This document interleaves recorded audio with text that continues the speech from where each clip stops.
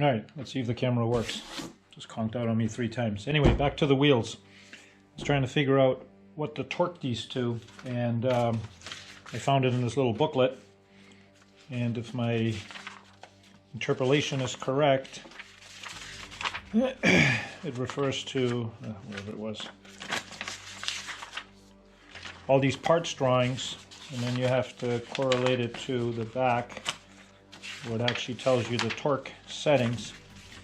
And pretty much everything is 100 inch-pounds except for these guys, which are holding on to disc brake with the spacers, and those are 80 inch-pounds. So not to be confused for the auto guy who uses 100 foot-pounds. So this guy, if you do the conversion at whatever it is, it doesn't go that low. And this guy doesn't go that high. It only goes up to 80 inch-pounds. So my good friend at work lent me this $14,800 snap-on digital torque wrench. So we're going to be using that to check all of these, check that while I'm at it, and then hopefully grease some bearings and put it all together.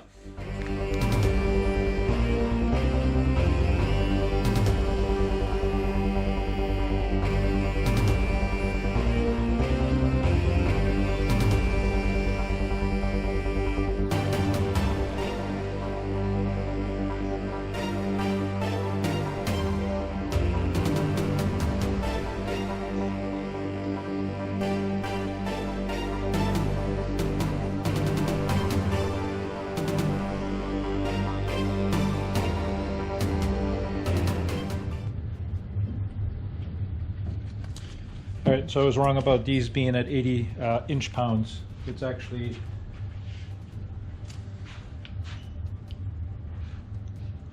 number 16, those guys going in there, so disregard that. Alright, since I'm doing this completely backwards, since the landing gear is not mounted to the plane yet, because I don't have the plane, I had to improvise a little bit. So if I read it correctly, you torque these somewhere between 100 and 140, so I picked 120, again inch-pounds, and these ones somewhere between 160 and 190, so I picked 175. I just made a little note so it's easier for the next one. And this is probably very obvious to people who've done this before, but you actually got to take the brakes off, disassemble the brakes. You take these 4 bolts out.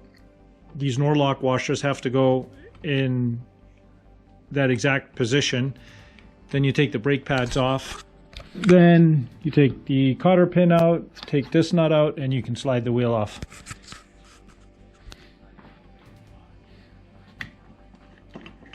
I show you.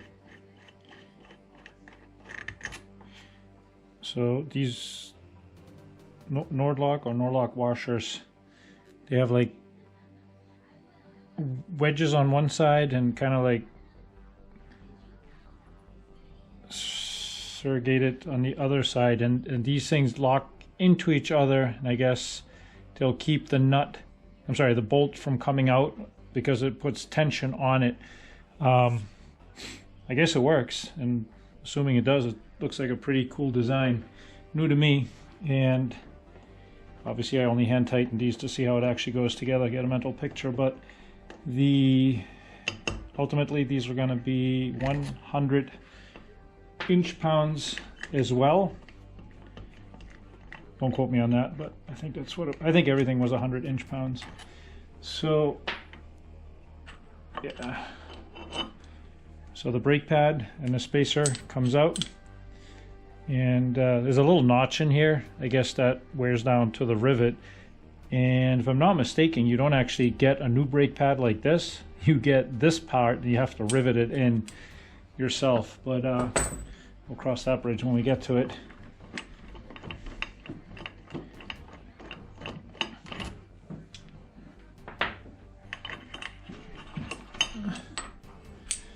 So they're all identical, so they can be interchanged. And then this thing obviously will be attached to a brake line that goes out, but this kind of floats. You don't actually have to take it out, but it just literally sits on these pistons that hovers around there, and as it squeezes it, it moves in and out. Kind of reminiscent of a motorcycle. So I didn't fully assemble this with the cotter pin in or anything, but that's how the wheel comes off. These are the bearings. I guess there's a pretty specific or unique way to put the bearings on. I think my next step is to clean them. I have myself a little 100 low lead and clean them out, blow them out, dry them off, and then pack them with grease. The grease that I bought was the Mobile Grease 28 Aircraft Spruce, or one of those, and that'll be fun.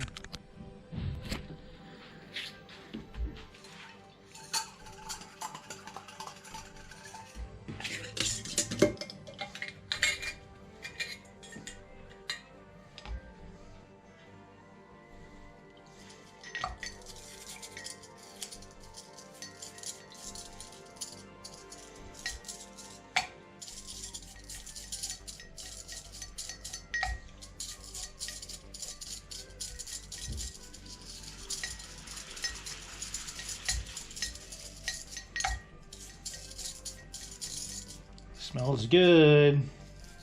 Smells like I should be flying next.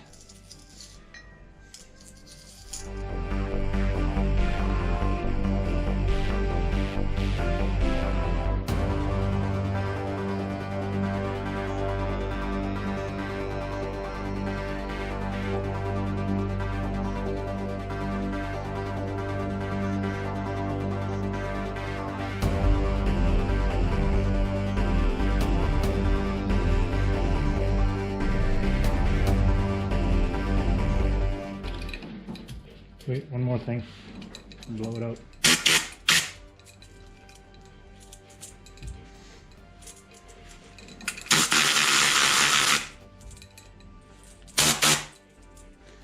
I don't want any paper shreds in there. I'll use this.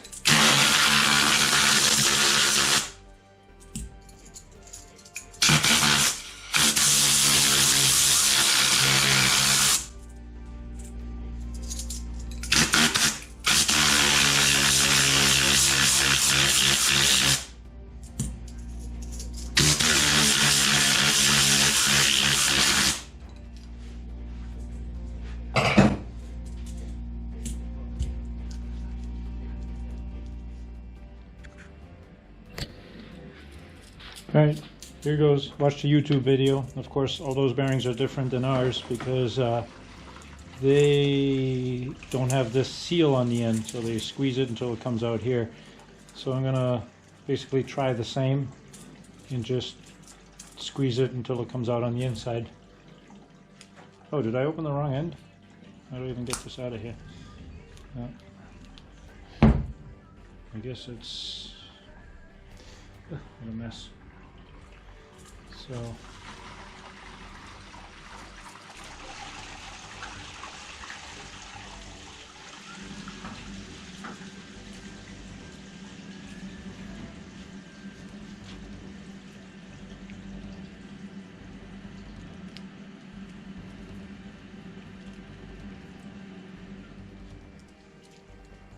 I'm not sure if I'm doing this right. Doesn't feel like it's actually going in. The other bearings were all exposed so you could see the grease. Oh, there we go.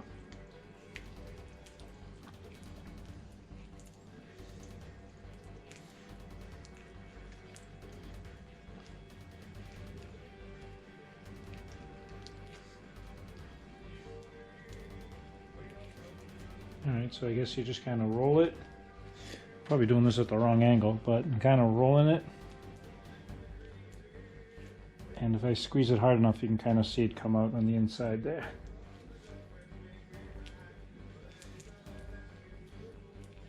You can feel the resistance in it, so hopefully I'm doing it right. I guess as long as it's full of grease, we're good, right? Alright, I have one clean finger left, so I won't bore you. I'm going to shut the camera off. So other than looking like I'm trying to clean up a bloody murder scene, I think that went pretty well. I just kept rolling them around, and for context, that first blob that I put into my hand got me through about 2/3 of this. I needed some more, and basically what you see here is the only thing that didn't go in. They actually took more grease than I would have expected, so I'm pretty confident that everything's filled inside, and as I turn it, it kind of oozes out. And that's what I was doing. I was turning it, stuffing it, turning it, stuffing it, and even now if I were to go turn it, like you can see, it starts to come out. So I'm guessing we're in good shape.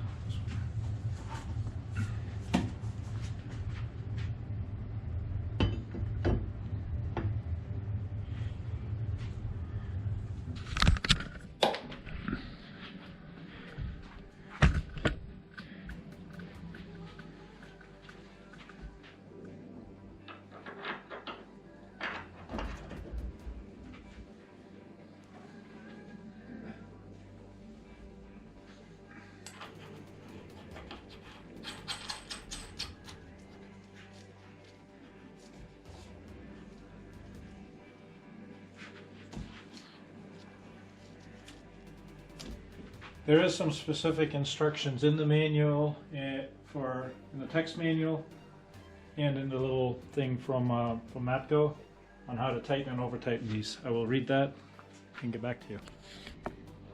Alright, this part of the instructions is all about what not to do. And because I'm not a wheel guy, so I don't know this anyway, I just read this part. Tighten the axle nut until all play is out of the assembly. Rotate the wheel back and forth while tightening the nut to help seat the bearings. When all play is out and the wheel rotates freely, tighten to the next slot and insert pin. All right. So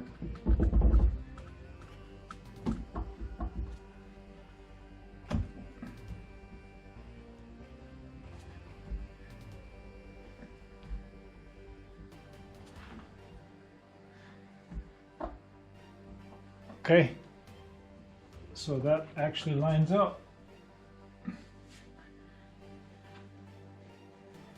with that.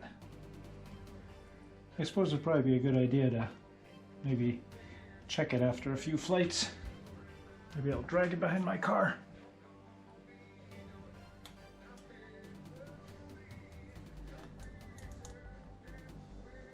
Does it line up?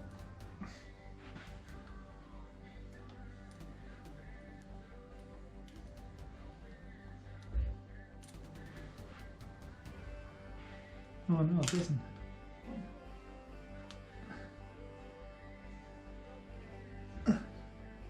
Maybe I have to get a big wrench to get it on there.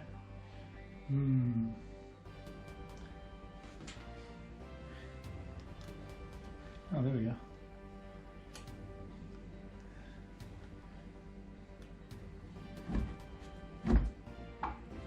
All right.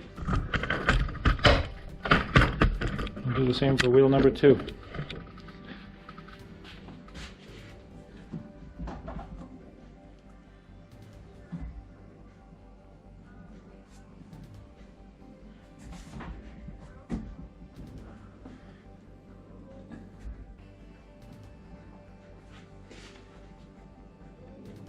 I think I need a wrench.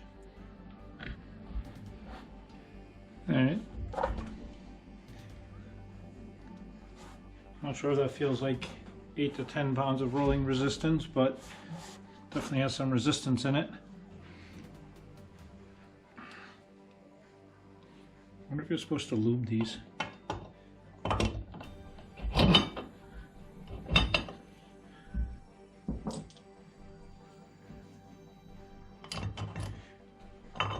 This is the fun part. Assembling stuff. Stuff that you don't have to take apart again.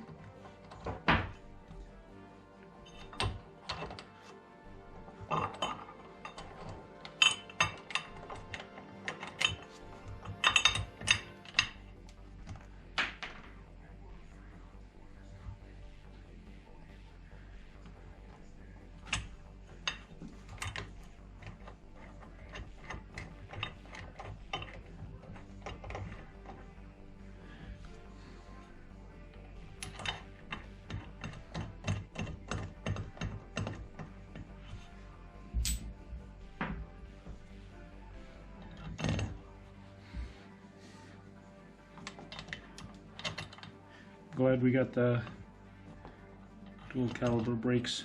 Looks much neater.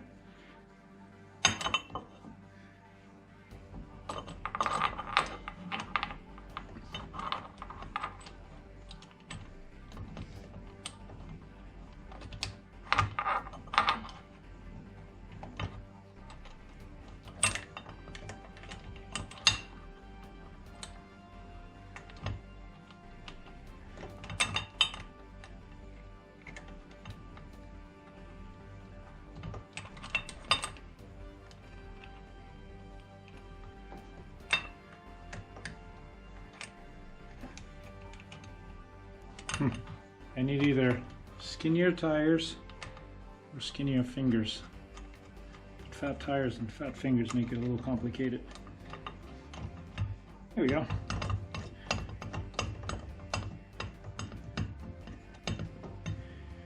And I think these go to 100 as well, like I said. Getting there. So yeah, it says 100.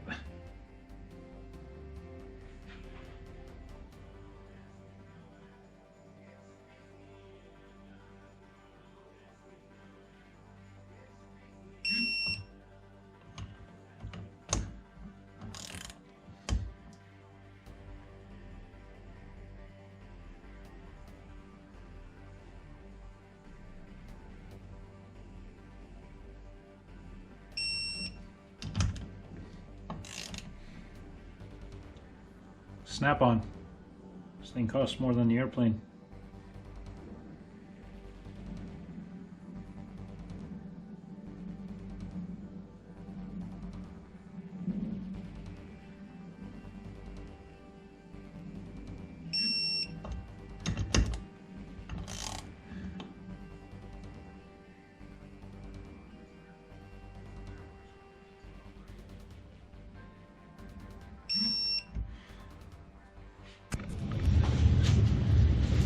I don't know if this is a helpful hint. This is supposed to move freely in there, and the other side was free, no problem at all. This side wouldn't go in, like I was feeling like I was forcing it. I think Tony had that same issue. I don't actually know what his answer is. If I didn't figure it out, I was going to go look. But what I found is you just put an Allen wrench in, and you can actually turn this, and the nut turns with it, and it'll allow you to find a position that it does move freely in. It worked for me, and then so that was a position that I found, and then I just double checked to make sure this was torqued to the 80 inch-pounds, and that solved that. Okay, in conclusion, was a productive day. I learned how to mount tires, and I'm most happy that they actually seem to be holding air. So I expect it to come down the day after I struggled with these rims, because I didn't use any bead sealer or any of that fancy stuff that you can buy. I just used soapy water, popped it on, and literally expected them to be flat the next day. But I went through and torqued all of that, got the brakes, got this, and yeah, I mean, obviously the brake line's left, but no sense in struggling with that until we get it onto the airplane. But yeah, pretty happy. That sums up the first part of the main landing gear. By the way, we're doing a tail dragger. I think the gear is the same, it's just where it gets mounted onto the cage.